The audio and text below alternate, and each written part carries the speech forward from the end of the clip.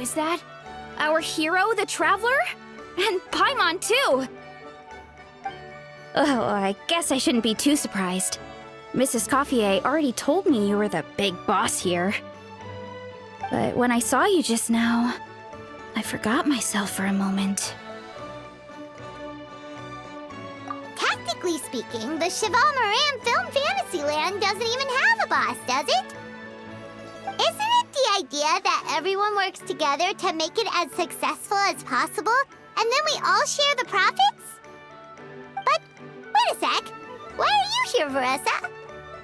Well, officially, I'm here to promote my brand. Not long ago, Mrs. Coiffier placed an order with me for her restaurant, as she often does.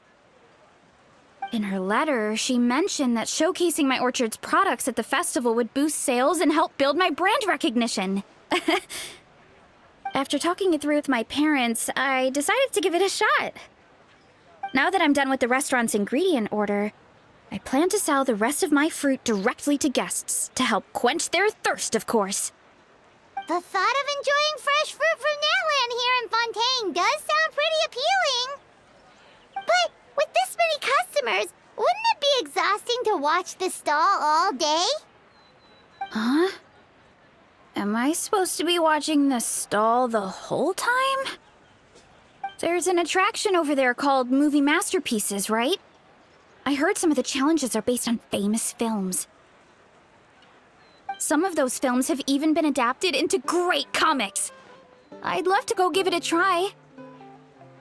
So, you're not doing any business at all?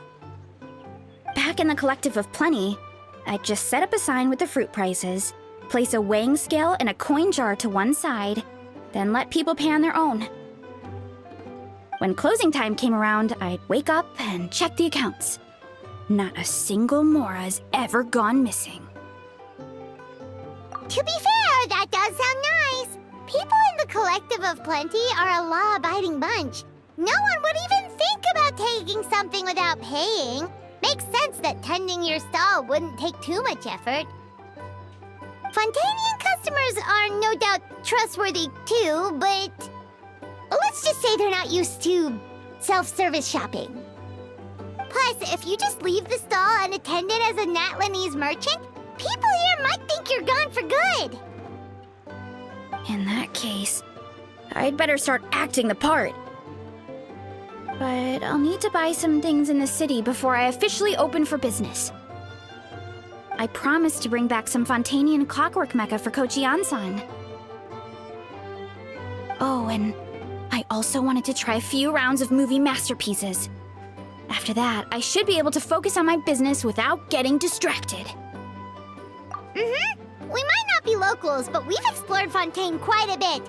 We know our way around pretty well. In that case, give me a moment to get some extra fruit, a price list, and my coin jar set up. I get to go shopping with the Traveler! Nice.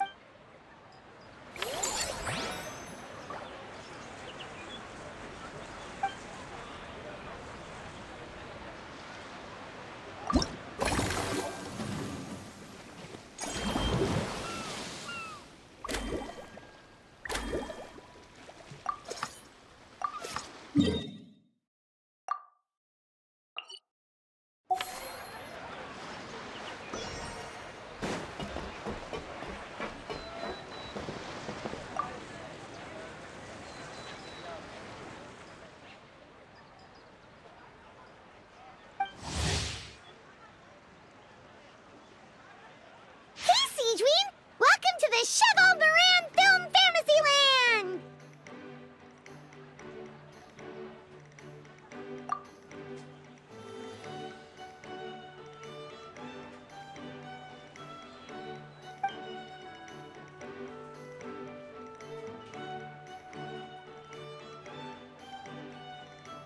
Oh, your encouragement leaves Paimon feeling even more motivated than ever.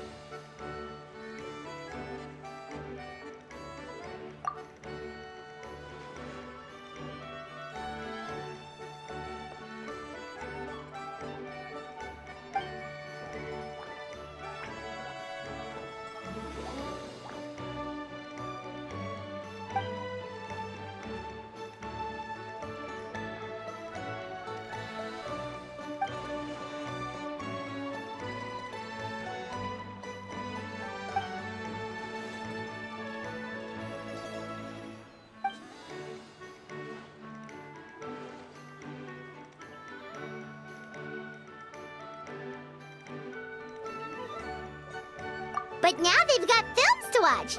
Even the ones who used to cause trouble might settle down a bit, right? We have our very own animal-themed area, by the way. We call it Mellow Manor. Customers are calling it the most relaxing place in the park.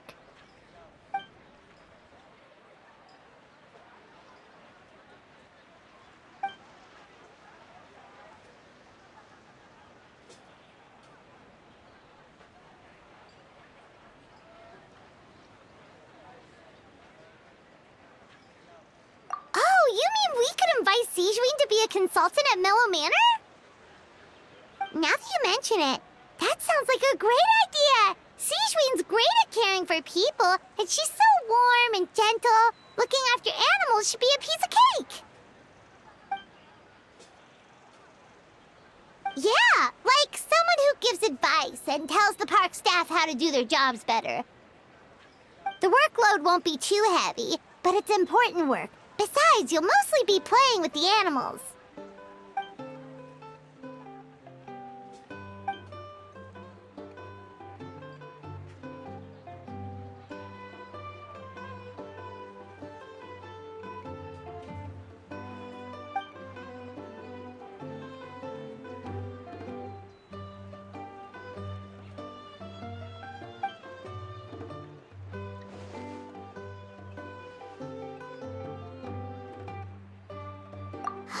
With Sijuin on board, Mellow Manor's gonna be even better than before! Paimon has a feeling our revenue's gonna shoot through the roof!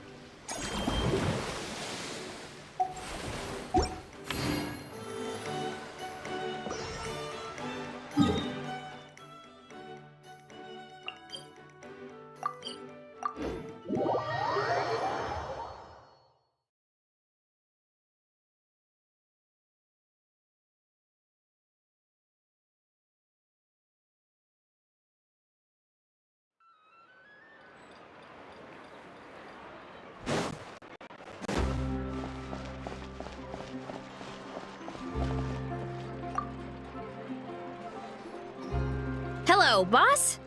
I'm from the Collective of Plenty.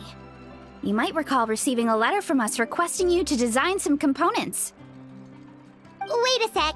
Why does Eon-san need Clockwork Mecha?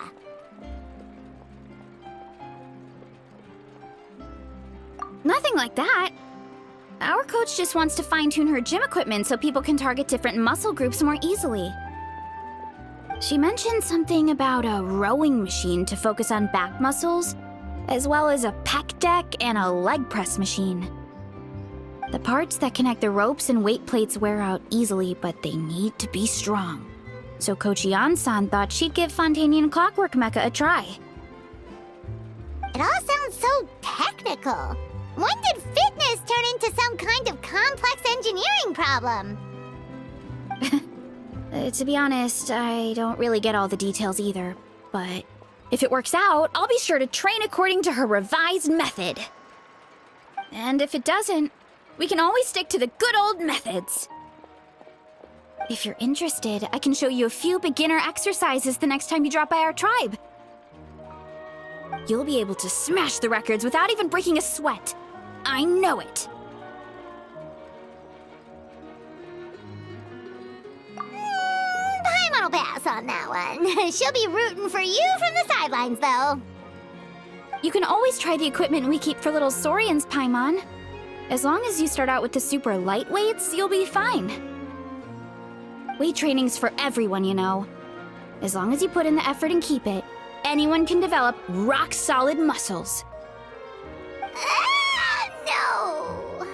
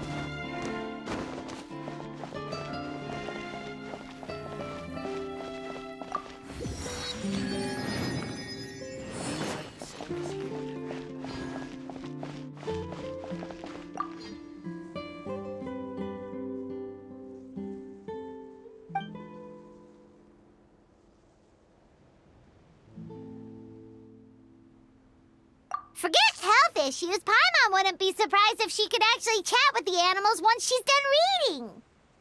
Oh, wait, head nurse, please don't go. Phew, boy, am I glad I caught up with you. One of the inmates has become obsessed with those magical mouse munchies from the animated films you've been showing them, and tried making some himself with 3 days' worth of welfare meals. He ended up giving himself food poisoning, with symptoms we've never even seen before. Please, we need your help.